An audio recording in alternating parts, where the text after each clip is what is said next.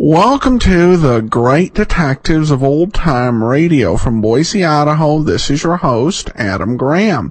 If you have a comment, send it to me, box13@greatdetectives.net.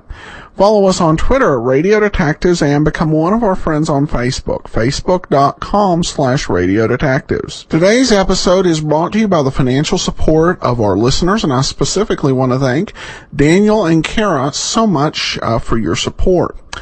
Well, and you can support the show at support.greatdetectives.net. Well, we're running down to the last few Johnny Dollar serials.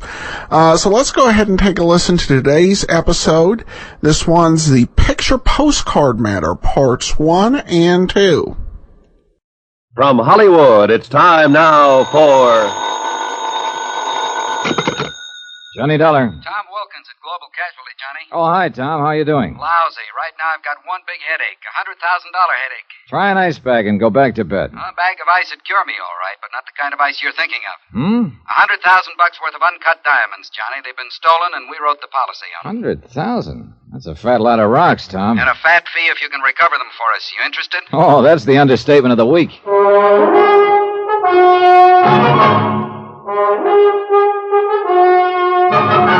Tonight, and every weekday night, Bob Bailey in the transcribed adventures of the man with the action-packed expense account, America's fabulous freelance insurance investigator. Yours truly, Johnny Dollar.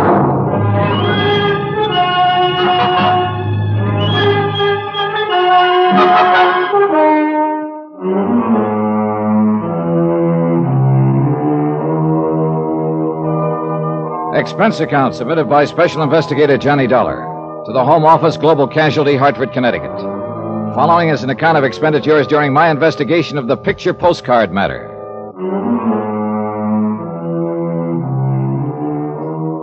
Expense account item 1, $1.25. Taxi to the office of Global Casualty, where Tom Wilkins was waiting for me. Well, looks like we're bucking a pretty well-organized outfit in this deal, Johnny. The way they pulled the job shows they'd planned it out pretty well. How did it happen, Tom, and where? The diamonds were being taken by a special courier from Zurich, Switzerland to Amsterdam. They got lifted at the Zurich airport. How?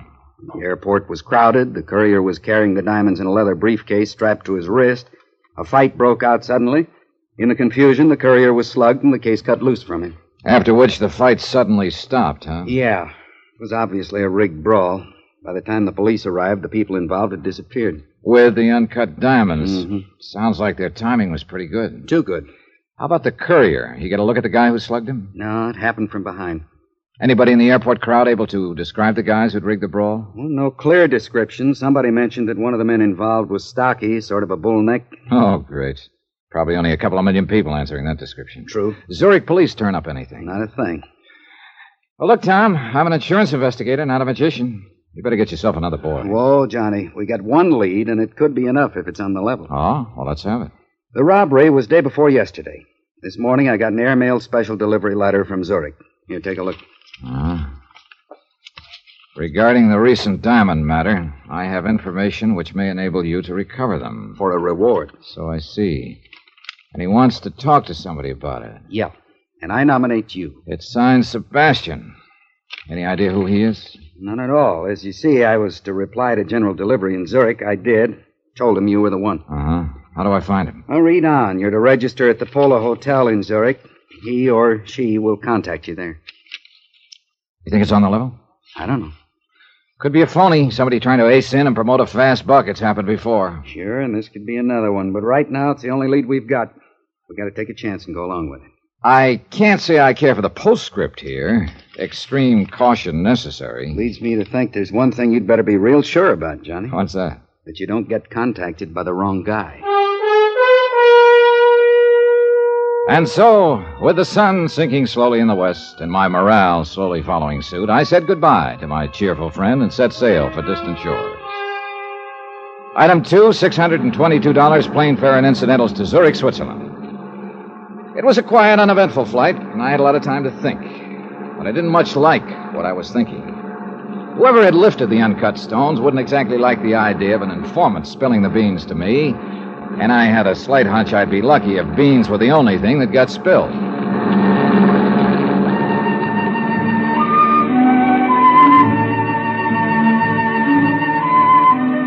My plane landed at Zurich in the late afternoon.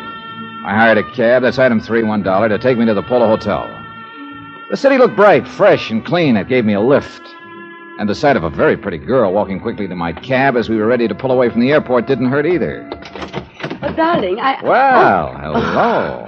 I'm so sorry. I made a mistake. Darn it. I thought you But were... I was somebody else. Yeah, that's the trouble with having an ordinary-looking face. Well, I wouldn't call it ordinary. But please... Well? Please, I wonder, could I share your cab into the city? Oh, by all means. I guess my friend was not on that plane after all. Oh, that's rough. Okay, driver. Well, this is very good of you. Well, I'm a real prince when you get to know me, Miss... Schaefer. Ilsa Schaefer. Johnny Dollar. And speaking of getting to know me... Driver, please, pull up. Well, hey, how come? Oh, I am so sorry, Mr. Dollar. I just remembered something I have to do. We were just beginning to get acquainted. I know. A pity, isn't it? Well, look, wait, Well, don't... perhaps this will make up for it. Well, offhand, I can't think of a better start. Now, if you'll only... Goodbye. Hey, Ilsa, wait! Well, if this is the customary Swiss hospitality, driver, sign me up. Then I realized that Ilsa had forgotten her purse. I had the driver cruise around a few minutes, but we didn't see her anywhere. So I dropped her purse off at the lost and found office of the taxicab company, then went on to the Polo Hotel. It was in the newer quarter of Zurich, on the lower slopes of the Zurichberg. I went inside and started for the desk in the lobby, but I didn't quite make it. Turn here, please. Sorry, I'm heading for the desk. I said turn here, please. You know, I can't say I care for the way you keep nudging me in the ribs. That wouldn't be a gun, would it? Yes, it would. Now, if you will please come with me Okay, mister. Where to? to the side entrance. I'll say one thing. I sure didn't expect all the reception committees. The first one I like much better. Skip it, will you? Outside. That car over there. Hey, look, isn't it about time you told me what this is all about? There's no use pretending you do not know. The diamonds. Oh. You think I've got them, maybe? I do not think. I'm sure of it. Well, this may come as a nasty surprise to you, mister, but I have no time to waste. She entered your cab with a purse. She? And Ilsa? And left without it. And she was, shall we say, very friendly to you. Oh, that I remember. And I have no complaints, believe me, but she didn't give me any diamonds. I warn you. They weren't in her purse either. They checked the contents at Lost and Found. Get into the car. Hey, look, this routine won't get you anywhere. Into the car. Hey, take it easy, friend. You're trying to poke a hole in my ribs. Okay, relax. Take it Into the car. I jerked the door open suddenly and knocked him off balance. I swung at him, but he ducked and lunged at me. I went sprawling into the street in front of an oncoming car. One of the fenders hit me a glancing blow, and I bounced against the curb. By the time I could get to my feet again, my friend with a gun had disappeared, and so had his car. I wasn't hurt, but it took several minutes to convince the very scared cab driver who'd accidentally hit me. He should be scared. Expense account item 4, $12.75. Telephone call to Tom Wilkins at Global Casualty back in the States. I'm glad you called, Johnny.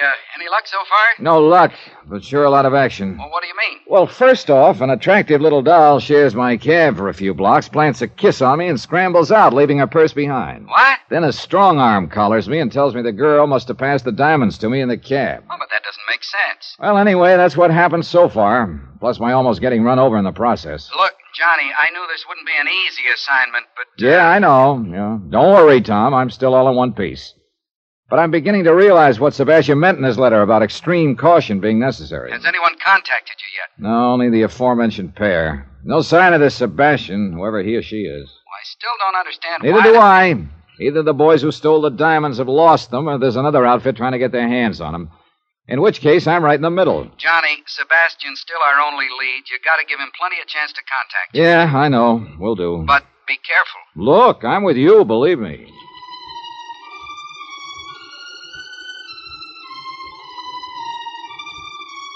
I went up to my room and stretched out on the bed to wait.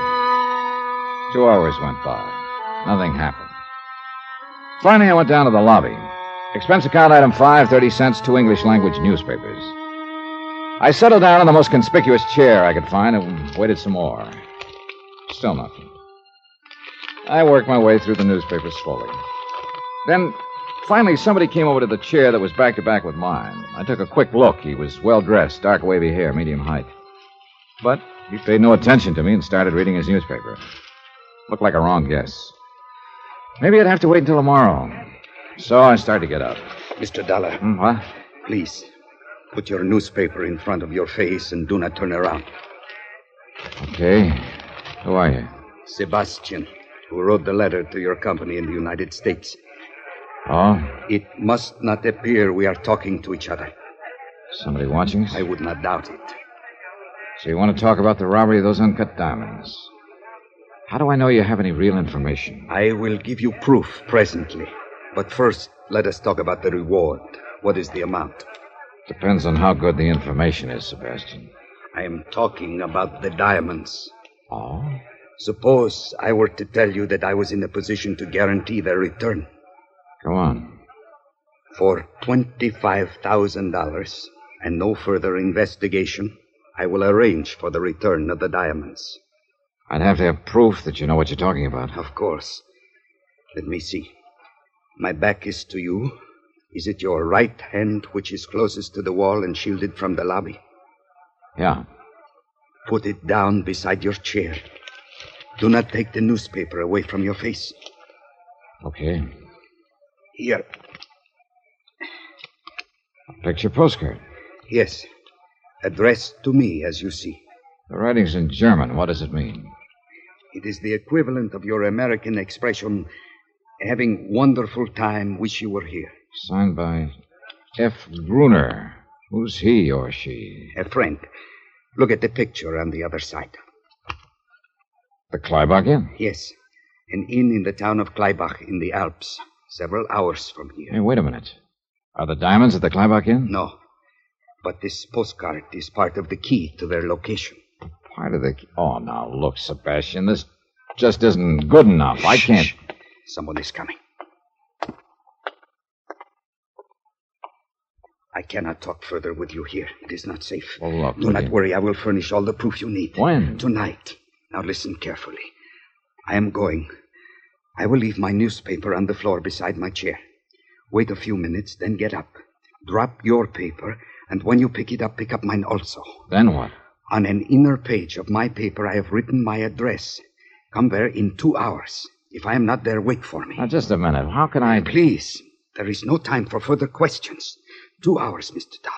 In my room.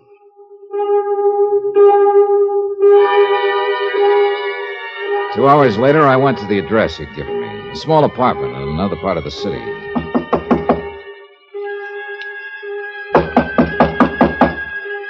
No answer. He hadn't arrived yet. I went inside and waited. 15 minutes went by. No sign of Sebastian. And then something started pecking away at my brain, a faint sound. I finally pegged it. A dripping faucet. It came from the bathroom.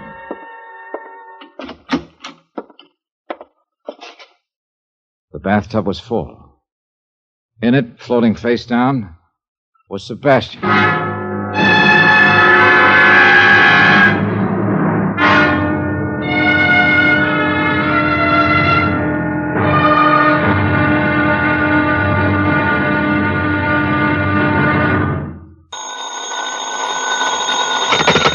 Johnny Dollar. Inspector Herniger of the Zurich police, Herr Dollar. Oh, yeah, Inspector. I talked to one of your men last night. Yeah, when you report the murder of this man called Sebastian. Yeah, any line on this killer? Not as yet. We are somewhat at a loss as to motive. That I think I can supply. So? Sebastian apparently had information about the robbery of some uncut diamonds here in Zurich. So?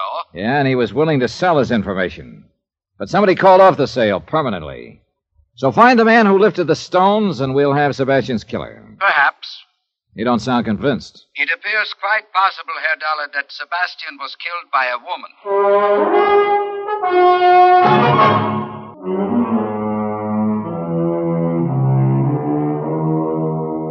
Expense account submitted by Special Investigator Johnny Dollar to the Home Office, Global Casualty, Hartford, Connecticut.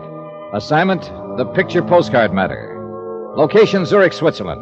Expense account continued.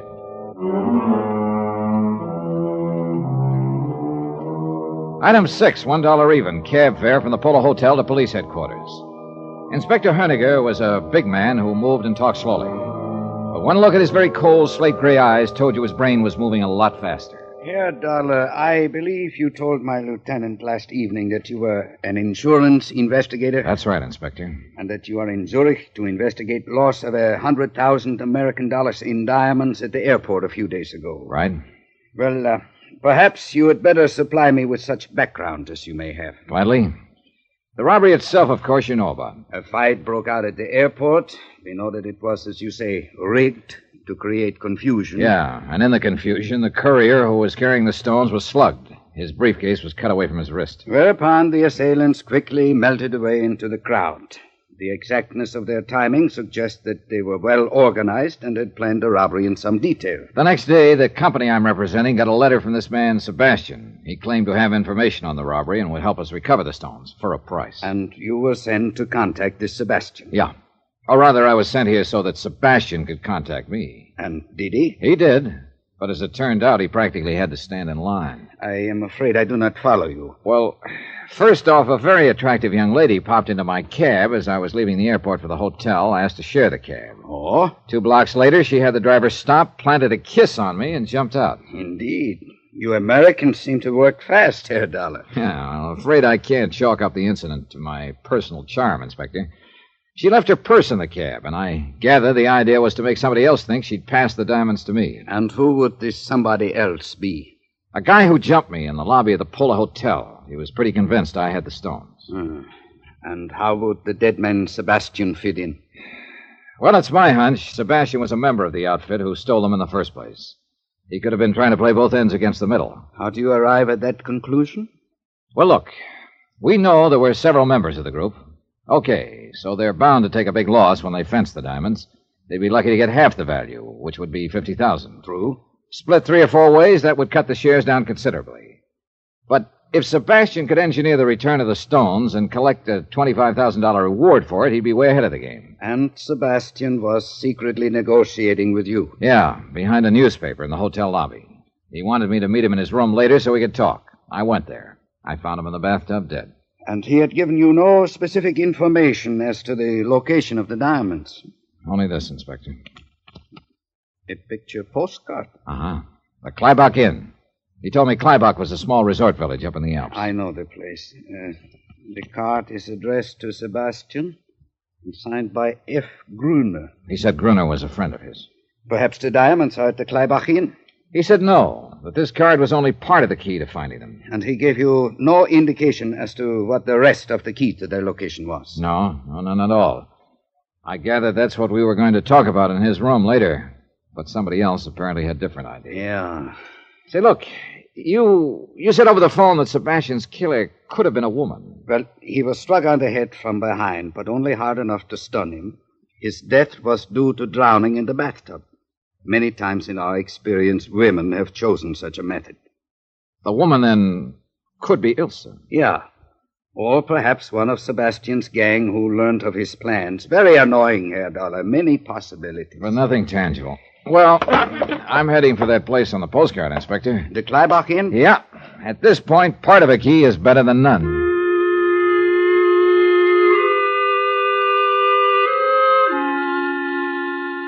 Expense account item 7, $16.20 American. Transportation and incidentals to the Clybach Inn. The postcard didn't do justice to the place. The village nestled in a little meadow below some towering peaks. Oh, above it was the inn, a chalet-type building that looked out over the valley. And it was a peaceful scene. A few cows in the meadow with jangling bells. A lot of snow on the peaks. A sky of startlingly clear blue and a few wisps of clouds nudging the peaks. Inside, the inn looked spacious and comfortable, with a friendly fire crackling in the huge fireplace, and a friendly-looking fellow behind the desk. Welcome to the Clybach Inn. Well, thanks. Please sign here. Okay. Thank you, Herr Dollar, is it? Yeah. You the manager? Yeah, I am Otto Friedrich, your host. Well, maybe you could help me, Otto. I am at your service. All right. Take a look at this postcard. Oh, what's the matter? That is not the good picture of the inn. I had some new ones made. You see, the lighting is wrong in this picture. The entire north wing is in the shadows. Now, in the good picture... Yeah. Well, what I want to know is, do you sell these cards here? Not those cards, no. I have the new cards. See, here is one. Now, see how much better... Well, how about in the village? Do they sell the old cards there? Yeah, I'm afraid so, in one or two shops. I have told them 100 times I will give them the new ones if only they will. You see, it's... Yes, it's the lighting. You ever hear the name Sebastian around here? Sebastian. No need to memorize it. Just tell me if you've heard it, please. Is it a first name or a last name? There you've got me. Sebastian. No, I do not remember hearing that name. I'll be glad to check my register for you. How about F. Gruner? He's the one who sent the card to Sebastian. Gruner. Perhaps I heard the name in the village somewhere. Or I will see what I can find out. Okay, thanks. In the meantime, I hope you'll be comfortable here and enjoy your visit. Ski equipment is at your disposal. Thanks. But I'll enjoy my visit a lot more if I can find F. Gruner.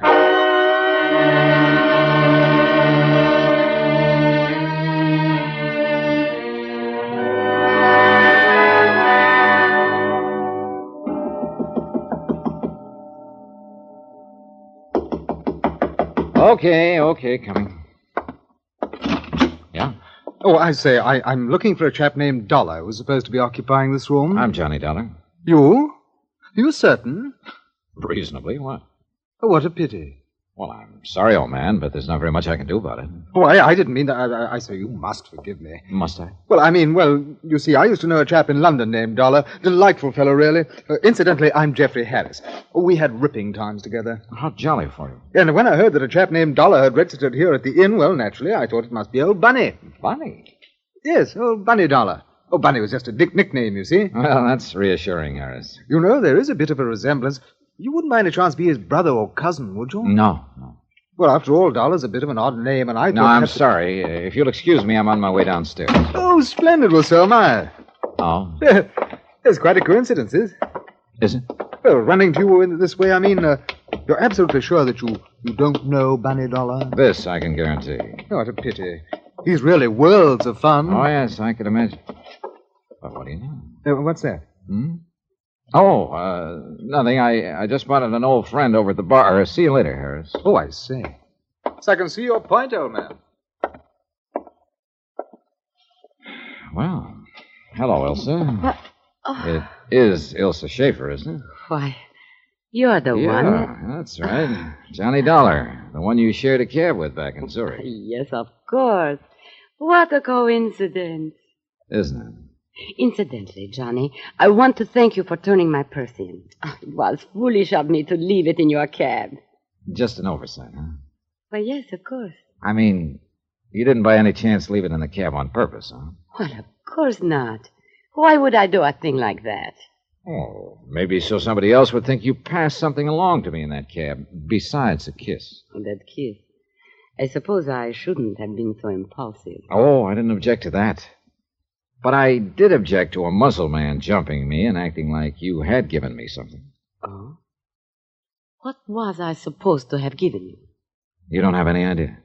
No, honestly, I don't. Okay, we'll let that ride for the time being. Mind if I ask what you're doing here at the Clybach Inn? Oh, this is a favorite spot of mine. I like to ski. Oh? You don't seem convinced. I really am quite a good skier, Johnny. Are you? As a matter of fact, I plan to go skiing in the morning. Would you like to come with me? Well, now, that might be pretty interesting. Just a minute. I'll go check with Otto, see if I can borrow some skis. Be right back. All right, Johnny. Ah, Herr Dollar. And how are you enjoying your stay so far? Just fine, Otto, fine. Look, about that girl over at the bar. Fräulein Schaefer. Oh, a most attractive young lady, no? A most attractive young lady, yes. This seems to be a favorite spot of hers. I am very happy to hear that, Herr Dollar. I suppose she comes here often, huh? This is her first visit to the Clybach Inn. You're sure about that? Of course. I would certainly remember a young lady like her. Yes, this is her first visit. but I hope it will not be her last. Don't count on it, Otto.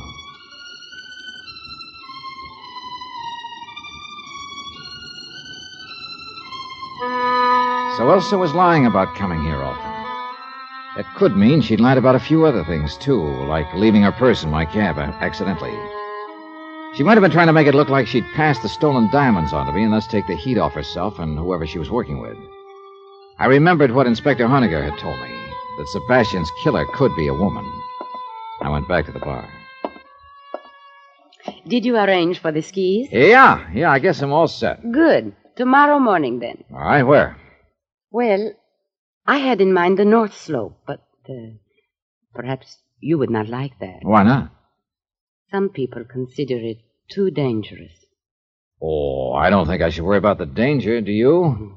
After all, Elsa, I'll be in the best of hands. Thank you. I'm sure you'll take good care of me. I will certainly try to, Johnny.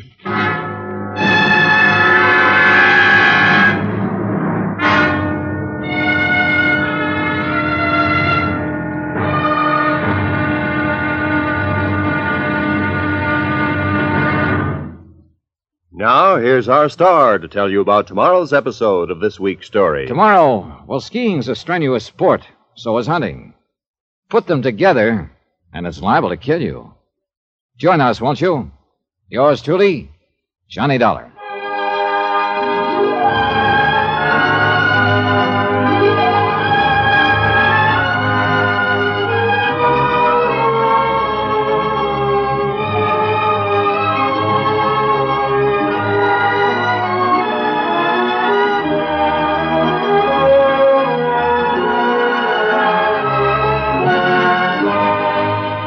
Yours truly, Johnny Dollar, starring Bob Bailey, is transcribed in Hollywood.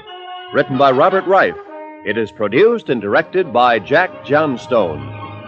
Be sure to join us tomorrow night, same time and station, for the next exciting episode of Yours truly, Johnny Dollar.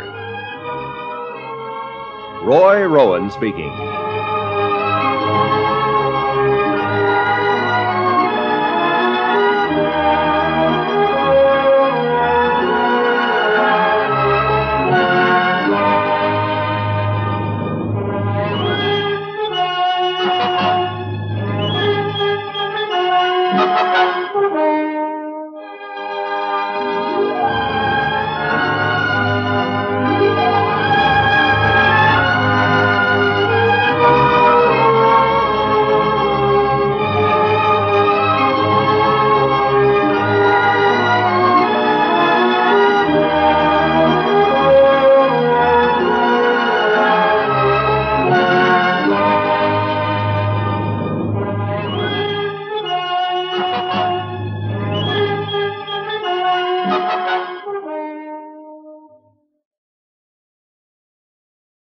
Welcome back. Well, I have to say that I love the setup here. It's classic. I like the picture postcard as the big inciting clue here. So this, I think, will be fun. It's somewhat of a, almost stereotypical setup, but the setup is so wonderful. You get all the suspects together and you've got so much misdirection going on, and we've got another 3 parts to get this all resolved. All right, well, I do have some listener comments and feedback. Kara, who supported the show, just had a simple, keep up the good work. Thanks, Adam. And then I have a comment from Facebook. Joshua writes in, "Hey, Adam, since discovering your podcast, I love the old-time Dragnet show, and I'm a huge Jack Webb fan. And I also love the great detectives of old-time radio. My favorite is yours truly, Johnny Dollar, and the lineup. Thanks for bringing old-time radio that I did not know about." Well, I hope we continue to discover a new series for you. That's definitely a big goal that we go for on this show. So I appreciate your comments so much. We will be back tomorrow with the casebook of Gregory Hood, and we'll continue on with the picture postcard matter on Wednesday. In the meantime, send your comments to box13@greatdetectives.net. Follow us on Twitter at Radio Detectives, and become one of our friends on Facebook, facebook.com/Radio Detectives. From Boise, Idaho, this is your host, Adam Graham, signing off.